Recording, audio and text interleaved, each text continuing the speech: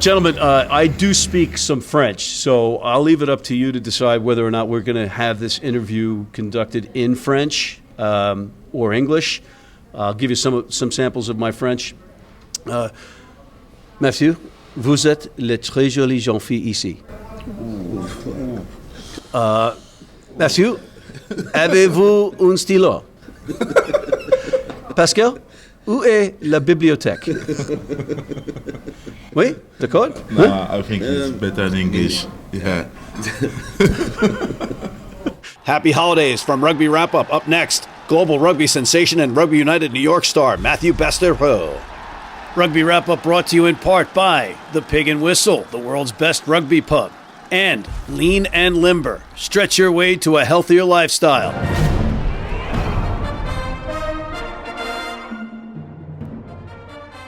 Hey everybody, Matt McCarthy at the Pig and Whistle, the world's best rugby pub here in New York City. And if you're going to be in the world's best rugby pub, you better have one of the world's best rugby players. And we do have one of the best rugby players on the planet, Mr. Pascal Escriout. Hi, good morning. Is not the rugby player. No. He's the second best. Right here, my friends. This is Mathieu Bastareaud, mon ami. Bienvenue en New York. Thank you very much. Good morning. All right, so for the folks at home that may not know you, that live under a rock, you are a legitimate global rugby star, and yet you are crazy enough to be here, not only just sitting next to me, but to be playing for Rugby United New York. For me, it's a good opportunity. Change the country, change the culture, and I'm very excited to be here in January. All right, so I got to ask you, first question right out of the gate, is Jerry Lewis or Mr. Bean funnier? Mr. Bains. Okay, fair. The polls do have it as Mr. Bean. Yeah. Outside of France, I'm just saying. All right, and the second question, Chris Mattina had you at Katz's Deli. Is that because he is pushing you toward the pack and doesn't want you in the back line? He is introducing you to the wrong foods in New York? Maybe. I don't know now. Chris is great guy because I'm here since Monday. Yeah. And he showed me a lot of things. And this restaurant, but it's a good player. I think we can play together, so it's gonna be fun. So you don't think that he is being very smart and trying to get you? I don't think he's a vicious guy. No, it's okay. Watching you, Mattina. We're watching you, pal. All right, so Pascal, you have a very nice restaurant here in New York City, and Mr. Bastareaud and Mr. James Kennedy were there the other night. Tell us about your restaurant and your love for rugby. Okay, guys, my restaurant is named Tournesol. Tournesol is sunflower in English. Why? Because I grew up in surrounded by sunflower field in southwest of France. And it's a cuisine from southwest of France. It's named Tournesol. Come back in Queens. It's one stop from Grand Central. And of course with rugby like balls and rugby poster. And Toulouse? Toulouse. Sorry for Mathieu, but I grew up near Toulouse. I will be Toulouse all my life. All right, fair enough. But in rugby, the best part about rivalries is the people aren't beating each other up in the stands while they're watching the games, right? All right, so 99 caps with Stade Francais? Or appearances, right? Yeah. Couldn't you just get the one more for 100? No, when I saw Sergio Parisse couldn't have made some calls, or? But when I saw that on the paper, because I didn't know I played 99 games for Paris, I thought, Sacré bleu. Yeah, just one more and it's gonna be good. But it was I played 4 seasons for Paris. Yeah. And my first pro rugby club, and a good experience because I play with such a good player. And you wore pink. And Sergio Parisse. It was very, very difficult in the beginning because my first club was Massy. Yes. And Paris. 14 appearances. It was funny. It's funny because the president, Max Guazzini, is a good guy, a little bit crazy. And the first time I played in pink. You mean there are crazy owners in rugby? Oh, in French rugby, a lot of. All over. Tout le monde. Yeah, lot of runner like this coming after. Yeah. Well, James Kennedy is certifiably nuts, but he's a friend of mine, and it took nuts to get this off the ground here in New York. I will say that. 211 caps or appearances for Toulon. Yeah. That's a lot. Yeah, that's a lot. And you're only what? You just turned 31? Yeah. Yeah. So Yeah. you've had a lot. Eight seasons in Toulon, and I think it's the best part of my career. We won a lot of titles. Play with some very good players, John Wilkinson, Matt Gito, Maranonu, who signed for. Who is with San Diego? Yeah, San Diego. Right? Was your reaction to that? Oh, cool, or I gotta tackle this guy? No. I was happy. I was happy because it's a good friend, and I'm happy to see him for the game, and I hope he will be tired because. I hope he will be tired. Yeah, he's still on the top. He's very still on the top. I don't know if you watch his Super Rugby game. Oh, sure, yeah. And He's a beast. Yeah. But we also have the beast here as well. Yeah. We'll get to that. To that. Pascal, as a Frenchman living here in New York City, right? Yeah, you have your business here. You've been here a while. Did you ever foresee professional rugby here in New York with a team having him on it? You know what? Last year when I met James Kennedy, I said, "Wow, these guys have balls to bring like a team, like a professional team here." And after when he told me like Mathieu Bastareaud will sign here, and Mathieu Bastareaud last year was still the captain of the French team, I said, wow, the captain of the French team come to play professionally in New York. It's going to be like a real big deal. Yeah. And he did it. Yeah. And thank you, Mathieu, to come to New York, and we're going to see this season. You got Ben Foden here as well. You know, you've got a nice core of young players. You got a few Irish guys, of course. Yeah, of course, always, everywhere. Of course. And last year they lived up in Harlem, which was even funnier because it was great. You see all these guys standing there getting the bus to go to the training session. Come take a ride with Rooney, come on. It was great. You have been back and forth to France because you were playing with Lyon, Yeah. right? Yeah. And they had you kind of playing at number 8. Yeah. What was that all about? Before with a coach in Toulon, we already thinking about that. And when I signed for Lyon, Pierre Mignoni, the coach, I know him since long time because he was assistant coach in Toulon, and he asked me, "Are you okay to play number 8?" I said, "Yeah, why not?" And had you ever played number 8 before as a kid, or when you were no, younger? Never. You were always in the back line, right? No, yeah. Sometime when we get a yellow card, I go on the scrum back row, but never played. So for me, it was a new career. What did you like? I learned a lot about forward game, the line, and I understand. When you play back, sometimes you scream a lot on the forward because you have no idea. They miss some setup, some combination. And now I understand because play forward is very hard, very physical, and then when you see the backs drop the ball after you work, now there's the other part of it, now right? I understand. But that's good because it helped me a lot, and now I think I'm a better player because I think like a forward and like a back is good for the team. What is your preference? Good question. Now I love play center. But play number 8, it's good. You touch a lot of ball. You can do, like in soccer, you are, libero. Yeah. It's the same. You can, you tackle, you run. Très bien. But we'll be right back from the Pig and Whistle. If you're in New York City and want to watch some great rugby, have some great food, and some great times, go to the world's best rugby pub, the Pig and Whistle on West 36th Street. Been blind since I was 4, and I've never seen a beer commercial or a beer label. None of that stuff influences me. I drink beer because of the taste, and my beer's Pabst Blue Ribbon. It has the taste and the flavor. What do you think's on the label? I think there's a naked woman riding on a unicorn, jumping over fire.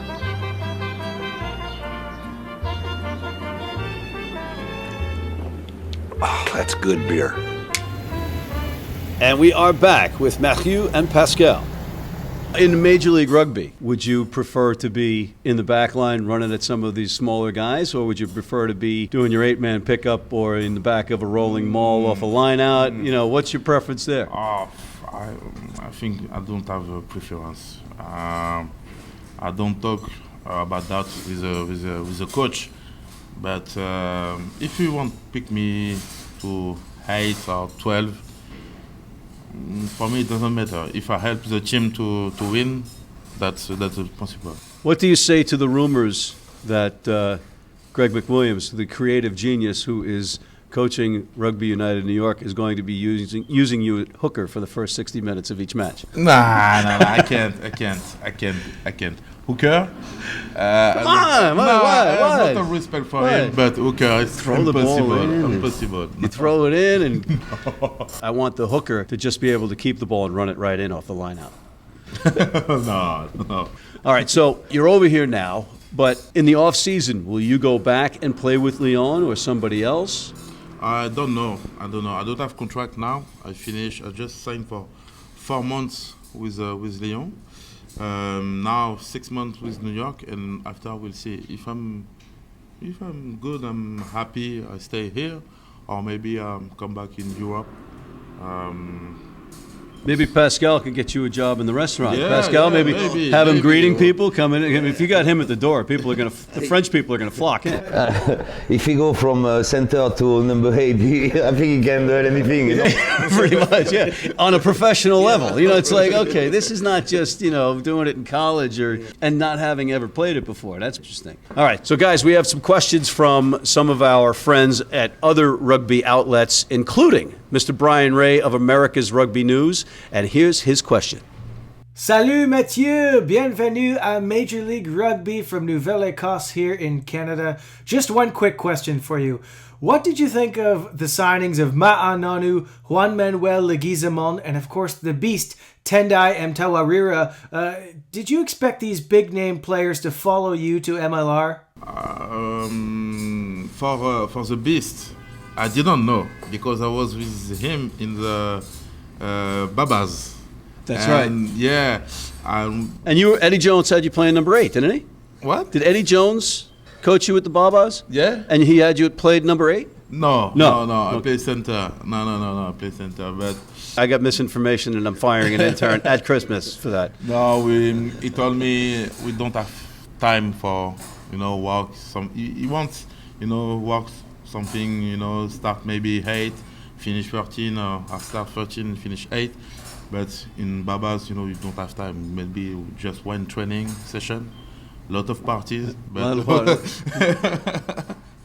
Just a little bit. So we don't have time. But for Beast, I know in France, lot of. Is there any truth to the rumor he's playing center? No, I know a lot of French club wants sign him. So I'm thinking he's coming to sign in France. But he signed for DC, so good news for the league. The beast goes to Washington. Yeah. And for Leggy, I heard some rumors. He signed after the World Cup. All of the signing is good for the league. Yeah. A lot of people now in the world rugby will be watch. Sure, more eyeballs on this because you guys are here. That's what's great. I think it's good for USA Rugby. Absolument. And these younger players get to play with you in the back line, and you can shed some experience about some of the training setups that you've been in. And because coaches are learning here too. Fortunately, Greg McWilliams was on the staff of Team USA as the attack coach, assistant coach. And he's a funny talker from Ireland, so he knows his stuff. You've also got Marty Veal as forwards coach. You got a Kiwi and an Irishman telling you how to play the back line and the pack, right? No, it's going to be great. I talk a few times with Greg. The Irish George Clooney. Yeah. And do you know the actor Tom Wilkinson? Yeah? Because that's you. He's a dead ringer for Tom Wilkinson. You've heard that. No, first time, but thank you. First time, long time. Okay. You'll be training on Staten Island. Have you been to Staten Island yet? Yeah. I was Tuesday. Take the ferry? No. We go by car. You had to go over the long bridge. Yeah. The Verrazano. Hey, how you doing? And I don't take the ferry yet. But You don't take the ferry. You don't want to take the ferry? Take it right to Staten next Island, time, right? man. Come on. Next We got to time, get next you time. one of those Italian horns and a tank top. Yeah. You fit right in, right? Did you do a double take when you heard that he was going to be, going to Staten Island? And he's still here, folks. He's still here. Hey, and I'll take all your letters, Staten Island. I don't care. Right? Was that? Yeah, it was, he came back. It was cool. He's either crazy or he loves rugby, right? In all honesty, America and the United States is a draw for players, right? This is we always talk about the sleeping giant, blah, blah, blah, blah, blah. And now guys like you coming over here to play in the United States, maybe this synergy will actually awaken the sleeping giant. Did you have a preference on where you wanted to play? Did you want to just come to New York City? I don't have a preference, but Did you know it was this cold? No. Very cold, but it's cold in France too. Yeah. But it's not the same. And we've got another one from our man Paul Bains, an Englishman living in New Zealand who wears a fishing hat. He's of the driving Maul, and he wants to know... Mathieu, Paul Bains from the driving Maul down here in New Zealand. I was wondering if you could let us know what your remaining career ambitions are in rugby. Obviously, you've done a lot, captaining France, etc., and now are trying out Major League Rugby in the USA. Maybe I can play 3, 4, 5 years, I think. I just Not if you play number 8. Yeah, but I just want, enjoy the rest of my career because I play maybe 12 years, 17 years in Europe and in France with the French team in Toulon. That's a lot of pressure. Yeah. Every day, every time. So now I just want to enjoy, take care of my family, enjoy the rest of my career with my kid. You won't be living here alone, will you? No. My wife and my son are coming with me. Excellent. I think it's very important. Are you going to get him a number 8 jersey or a number 12 jersey? 128. 28. Yeah. You see what he did there. Another question from James Harrington of James on Rugby, the Englishman with the Irish-sounding name who lives in Castres, France. Ooh. He wants to know what it was like when you found out that you weren't going to be on the World Cup team and how you found out. It was hard for me. Because I prepared for this World Cup since maybe 2 or 3 years. So it wasn't easy to accept that. How'd you find out? Like everybody on the newspaper. So that's the life. So I wasn't, surprised. I wasn't surprised by this. But maybe 5 days later, my son was born. So that changes things, for right? me, yeah. For me, I think it's the most important thing to be in my life. So changes your perspective. Yeah. For me, I miss the World Cup. Now it's okay because I have my son, and that's beautiful. When you got the news, was that the deciding moment that you were saying, maybe I'll go to America? No. Before, no. The deal was complete. So, for me, it's just what I can do during 4 months. I stay in Toulon, or maybe I leave. I choose leave because I think I have to close the book with Toulon. Another chapter. Yeah, that's the perfect time. I think you made the right choice, my friend. Selfishly speaking, I'm glad you're here, and I know that there's a bunch of fans that are really glad you're here. Can't wait to see you run around in that back line or in the pack or wherever on the rugby pitch. So, one final question before we go. Does your dog bite? No, he don't bite. And on that note, On behalf of Mr. Bastareaud, Mr. Escriout, I am Matt McCarthy. Happy holidays, everybody. From the world's best rugby pub, the Pig and Whistle on West 36th Street in New York City, for Rugby Wrap Up, signing off. Joyeux Noël. Thank you. Thank you.